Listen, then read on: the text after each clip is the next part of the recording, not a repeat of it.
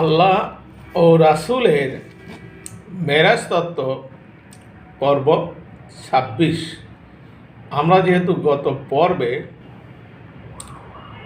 এই রসায়নের ভাষায় দ্রব আর দ্রাবক নিয়ে আলোচনা করেছি, পানি আর চিনির মিশ্রণ দিয়ে।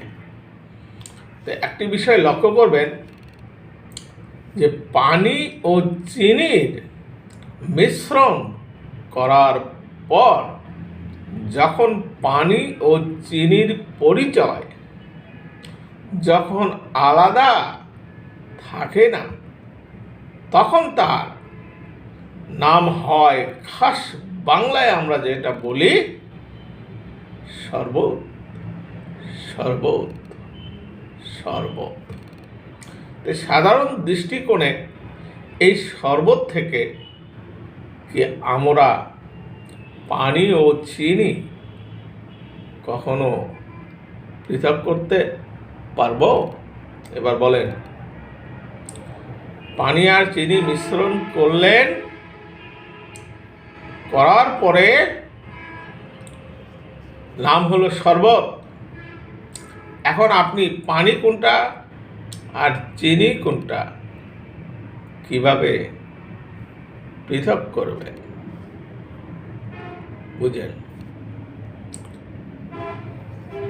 শরবতের মধ্যে চিনির অস্তিত্ব আমরা কি, অর্থাৎ পানির মধ্যে যে চিনির অস্তিত্ব মিশে গেছে, সেটা কখনো আমরা খুঁজে পাবো না, কখনোই না।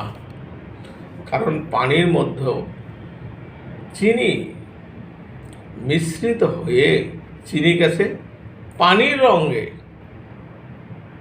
রঙিন হয়ে, অর্থাৎ চিনি আপনার সাদা হোক লাল হোক যেটাই হোক, মনে করেন আর কি, কথার কথা, চিনি সাধারণত সাদাই হয়। যেহেতু চিনি পানির সাথে মিশে কি হলো, ও পানি রং ধারণ করলো। এখন আপনি যদি রসায়ন বা পরীক্ষাগারে বা কোনো ল্যাবরেটরিতে অণুবীক্ষণ যন্ত্রের সাহায্যে এই শরবত নিয়ে পরীক্ষা নিরীক্ষা করেন, তখন আপনি পানি ও চিনির অস্তিত্ব আপনি হয়তো পার্সেন্টেজ অনুসারে সেটা নির্ণয় করতে পারবেন। যাই হোক, রসায়ন শাস্ত্রের উদাহরণ দিয়ে আমরা বিগত কয়েক পর্ব নিয়ে আলোচনা করেছি। তাই আল্লাহ এবং রাসূলের যে মেরাজ, সে মেরাজ হলো আওয়াজ নাই, আল্লাহ তার রাসূলের মিলিত অবস্থা সেই পানি ও চিনির সমসত্ব দ্রবণের মতন। অর্থাৎ বুঝেন, আল্লাহ এবং রাসূল আওয়াজ নাই মানে আরো নিকটে, আল্লাহ ও তার রাসূল মিলিত অবস্থা পানি ও চিনির মতো মিশে গেছে। এই যে আল্লাহ এবং রাসূলের মিলিত অবস্থা, সেই পানি ও চিনির সমসত্ব দ্রবণের মতো মনে করতে হবে। আল্লাহ থেকে রাসূলকে আপনি কখনো পৃথক করতে পারবেন না, কেননা চিনি আর পানি মিশ্রিত হয়ে গেছে।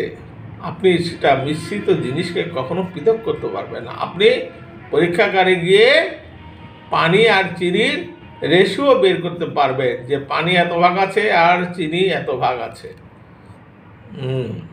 কিন্তু পৃথক করতে পারবেন না।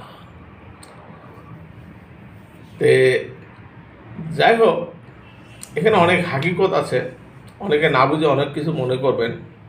আবারও বলছি, ভুল বুঝবেন না। মহান আল্লাহ পাক স্রষ্টা,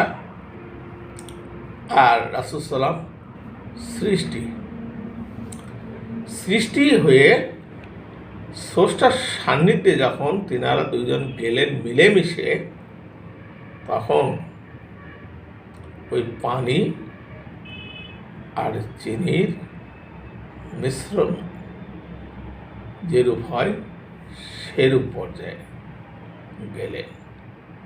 তো যাক, আমরা পরের পর্বে আর কি ফিরছি। একার মতো বিদায় নিচ্ছি। ধন্যবাদ।